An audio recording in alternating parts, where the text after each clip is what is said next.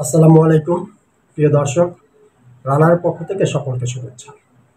আশা করছি ভালো আছেন। দর্শক, আপনারা ইতিমধ্যে জেনেছেন বাংলাদেশে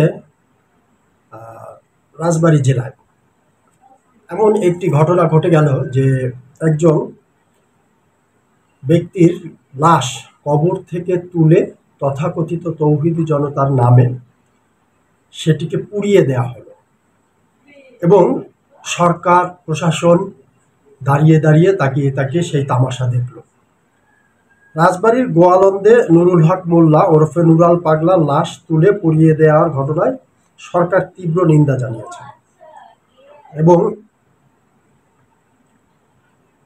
এই ঘটনাকে কেন্দ্র করে এলাকায় চরম উত্তেজনা বিরাজ করছে। নুরা পাগলার অনুসারীদের শুধু যে লাশ পুড়িয়েই ক্ষান্ত হয়েছে সেটিই নয়, নুরা পাগলার অনুসারীদের পরবর্তীতে তাদের বিরুদ্ধেও এই তথাকথিত তৌহিদি জনতা নানানভাবে চড়াও হচ্ছে।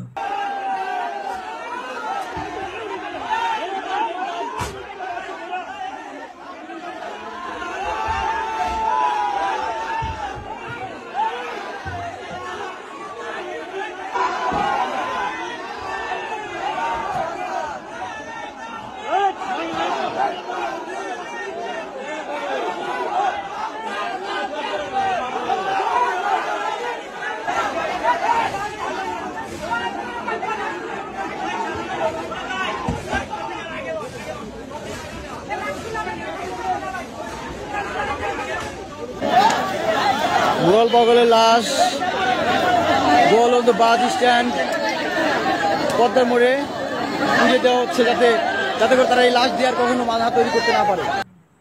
আমরা এর সাথে আরো কিছু ঘটনা একটু দেখব, আমরা কিছু পত্রিকার শিরোনাম দেখব, তারপরে আমরা আসলে আলোচনায় আসব।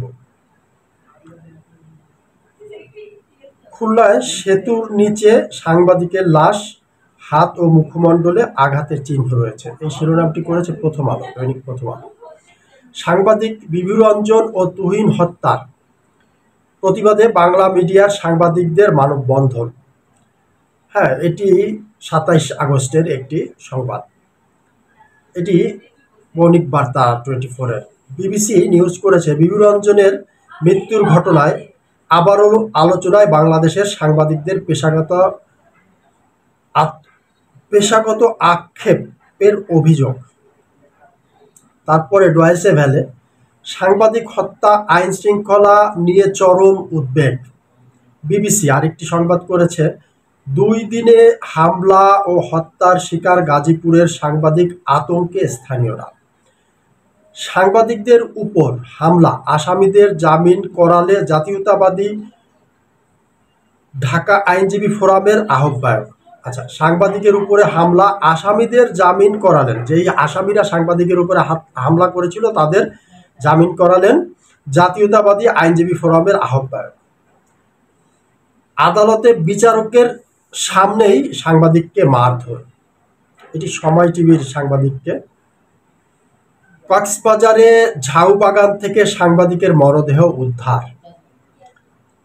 কক্সবাজারে ঝাউবাগান থেকে সাংবাদিকের মরদেহ উদ্ধার। সর্বশেষ যেটি দিয়ে শেষ করছি, শাহবাগ থানার মামলায় লতিফ সিদ্দিকী ও সাংবাদিক মঞ্জুরুল আলম পান্নার জামিন নামঞ্জুর। তাহলে দর্শক, নুরা পাগলার ঘটনার সাথে এটি কেন আলোচনা করলাম? এটি আলোচনা করার মূল কারণ হচ্ছে, দেশে আইনের শাসন বলে কি কিছু আছে বলে আপনারা মনে করেন? মুসলিম হিসাবে বিভিন্ন আকীদায় বিশ্বাস মানুষের থাকতে পারে, যার যার বিশ্বাস, যার যার অবস্থান তার কাছে। শিরকের অবস্থান আমাদের সমাজে আছে, নেই এটি বলা যাবে না। মাজার কেন্দ্রিক যেই ধর্ম বিশ্বাসগুলো রয়েছে সেখানে শিরকের অনেক উপাদান রয়েছে, সেটিও সত্য কথা। কিন্তু আপনাকে কে অধিকার দিয়েছে যে আপনি এটা ভেঙে গুড়িয়ে দিবেন একটি সভ্য স্বাধীন দেশে? একটি লোকের লাশ কবর থেকে তুলে পুড়িয়ে দিবেন, এই অধিকার আপনাকে কে দিয়েছে? যদি এটি রাষ্ট্রীয় আইন দ্বারা নিষিদ্ধ হয় বা এটি যদি অপরাধ হয়, অবশ্যই রাষ্ট্র প্রচলিত আইনে ব্যবস্থা গ্রহণ করবে। আর বাংলাদেশ তো শরিয়া ভিত্তিতে চলে না, যে বাংলাদেশ শরিয়া আইন স্বীকৃত কোনো দেশ। এটি যদি শরিয়া আইন স্বীকৃত কোনো দেশ হতো, তাহলে শরিয়া বহির্ভূত কোনো কার্যকলাপ করলে রাষ্ট্রীয় আইনে সেটির বিচার করার সুযোগ ছিল।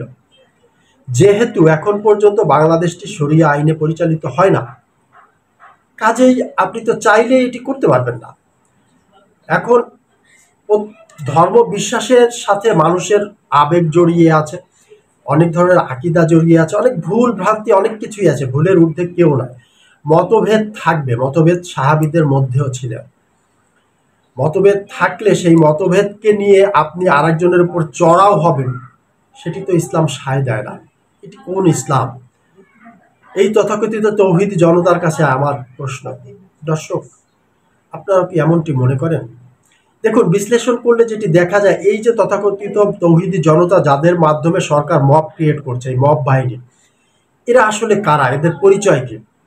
জামায়াতে ইসলামীর সদস্য এবং হেফাজতে ইসলামের সদস্য ছাড়া তথাকথিত কিছু ইসলামপন্থী যেই রাজনৈতিক শক্তিগুলো আছে, মূলত এই তথাকথিত তৌহিদি জনতা হচ্ছে তারা। ওনারা ওনাদের, যেমন জামায়াতে ইসলামী আর ইসলাম, এটি কি এক? আপনারা কি মনে করেন?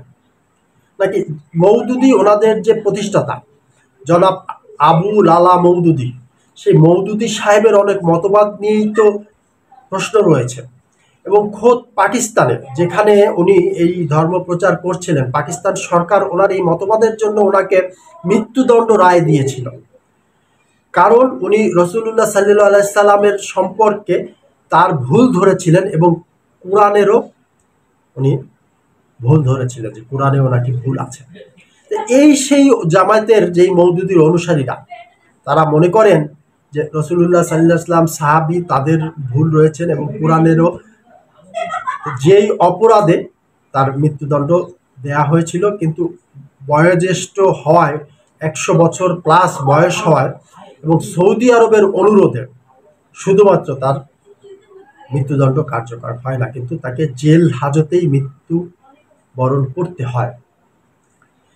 সেই আদর্শের অনুসারীরা, তারা যদি মনে করে যে তারাই ইসলামের কাণ্ডারি বা ইসলামের ঠিকা নিয়েছে, আপনারাও কি এমনটি মনে করেন? বা যারা আমাদের প্রকৃত পক্ষে যে সমস্ত আলেম রয়েছেন, আমার আলেমদের কাছে একটি প্রশ্ন, আলেম সমাজরা এই বিষয়ে এখনো চুপ রয়েছেন।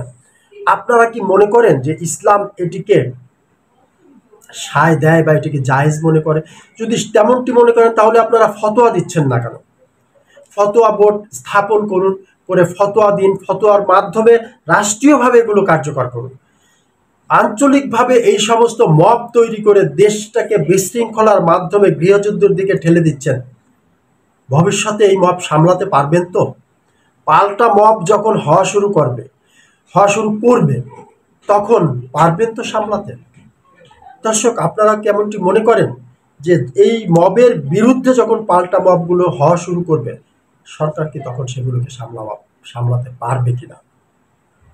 এবং তাদের যেই রাজনৈতিক সমর্থক রয়েছে, তাদেরকে উৎসাহ উদ্দীপনা দেওয়ার জন্য তারা যেগুলো করে যাচ্ছেন, সরকার এই মবের বিরুদ্ধে নিন্দা জানায়। নিন্দা জানানো কি সরকারের কাজ, নাকি মবের বিরুদ্ধে অ্যাকশন নেওয়া সরকারের কাজ? একজন আসামিকেও কি অ্যারেস্ট করা হয়েছে, বা তাদের বিরুদ্ধে কি সরকারিভাবে সেইভাবে কোনো অ্যাকশন নেওয়া হয়েছে, মামলা হয়েছে? দর্শক, বড় ধরনের একটি রহস্য, বড় প্রশ্ন। এই প্রশ্ন রেখে আজকের মতো বিদায় নিচ্ছি। ভালো থাকবেন, সুস্থ থাকবেন, দেখা হবে ইনশাআল্লাহ আগামী পর্বে। আজকের মতো আল্লাহ হাফেজ।